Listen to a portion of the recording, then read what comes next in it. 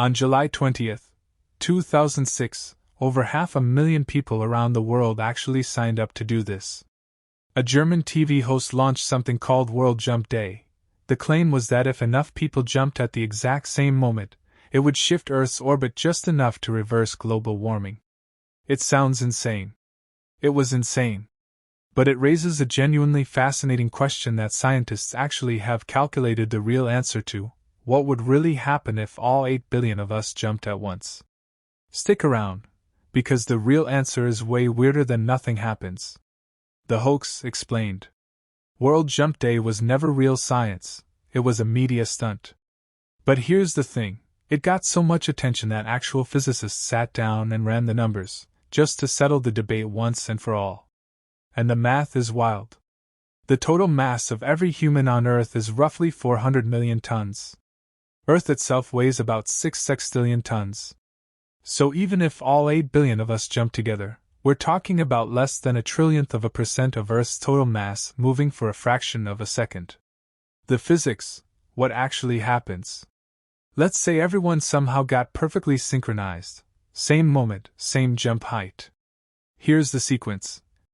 You push off the ground, and by Newton's third law, Earth technically pushes back, meaning the planet moves microscopically in the opposite direction.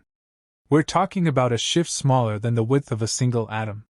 Then, here's the part most people get wrong. Within about a second, everyone lands again. And when you land, you transfer that same force right back into the Earth, canceling out the tiny nudge you just gave it. Net result? Earth doesn't move. Orbit doesn't change. Nothing shifts. But wait, the real danger isn't the planet. Here's the twist nobody expects. The danger was never Earth's orbit, it's us. If 8 billion people were somehow crammed close enough together to jump at the same time, the actual physics problem becomes population density, not physics.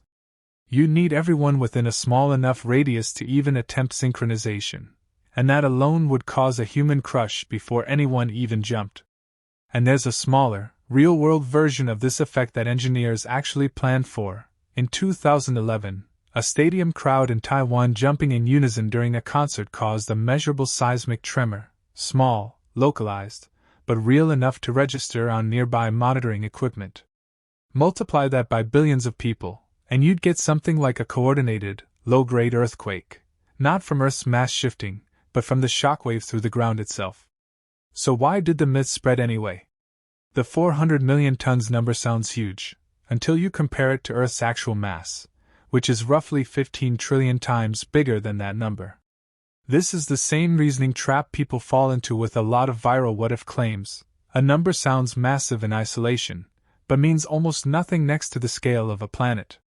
It's the same reason the 2006 hoax spread so fast. 500,000 people signed up before anyone did the math. It felt plausible. It wasn't. So the real answer is almost anticlimactic. Earth doesn't notice. Orbit stays exactly the same. The only real consequences would be from the crowd itself, not the planet. But that's honestly the most interesting part of this question. It's not really about physics. It's about how easily a simple, confident-sounding claim can go viral, even when the real math completely falls apart.